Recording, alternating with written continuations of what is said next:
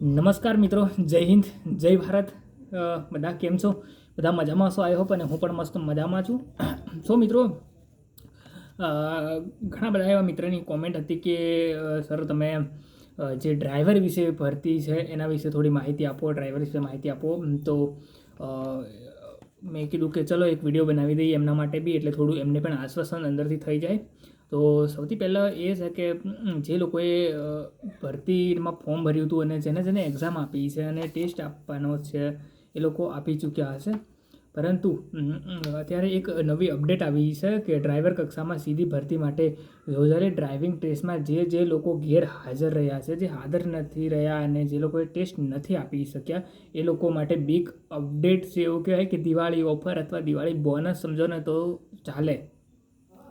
તો જે લોકો કે તારીખ 5/5/2025થી 16/10/2025 સુધી જેમને એક્ઝામ આપી છે એમના તો ખરું જ, પણ જે બાકી રહી ગયા છે એમને દિવાળી ઓફર તરીકે 27/10/2025થી 29/10/2025 તારીખ યાદ રાખજો. જે લોકોએ ડ્રાઇવિંગ ટેસ્ટ નથી આપી એમના માટે બિગ અપડેટ છે કે તારીખ 27/10થી 29/10/2025 આ તારીખ યાદ રાખવી.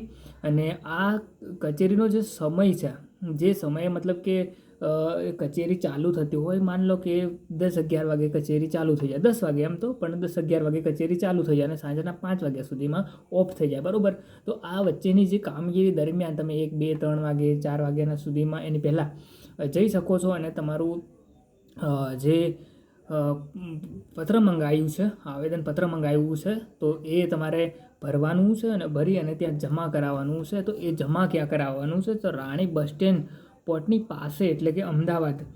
અને આ તમારે જે ડ્રાઈવર મિત્ર જેને મતલબ કે આપવાનો છે, ટેસ્ટ આપવાનો છે, એ મિત્રએ જાતે જવાનું છે અને ત્યાં તમારું આવેદનપત્ર આપવાનું છે અને યોગ્ય કારણ દર્શાવવાનું છે કે આ કારણોસર હું એક્ઝામ કે પછી ટેસ્ટ આપી શક્યો નથી, તો હવે હું આ ટેસ્ટ આપવા માગું છું, એવું યોગ્ય જે તમે દેશી ભાષામાં કહો તો યોગ્ય બહાનું રજૂ કરવાનું છે ત્યાં.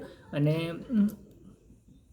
એવું છે. બાકી જે મિત્રોએ આપી છે એ હવે થોડું વેઇટિંગ કરો, કારણ કે આ લોકો બી ટેસ્ટ આપી દે અને આ લોકોનું ટેસ્ટ પતી જાય પછી તમારી ફાઇનલ જે બી મેરિટ યાદી આવવાની છે, કે જે તમને ઓર્ડરની એ લિસ્ટ આવવાની છે, એ આની પછી આવી જશે. કારણ કે આ લોકોનું કામગીરી જોડે જ એક સાથે બધાની કામગીરી થશે, તો થોડી વેઇટ કરવાની જરૂર પડશે. કારણ કે એ લોકોએ લાસ્ટ તારીખ આપી છે કે 29/10, એટલે 29/10 પતે એની પછી, એટલે કે 10મો મહિનો ખતમ, 11 અને 12મા મહિનામાં તમારી જે બી કદાચ મેરિટ યાદી ફાઇનલી આવી જાય અને તમને ઓર્ડર મળી જાય અને તમને 2026 આવ્યા પહેલાં આઈ હોપ નોકરી મળી જાય એવી આશા.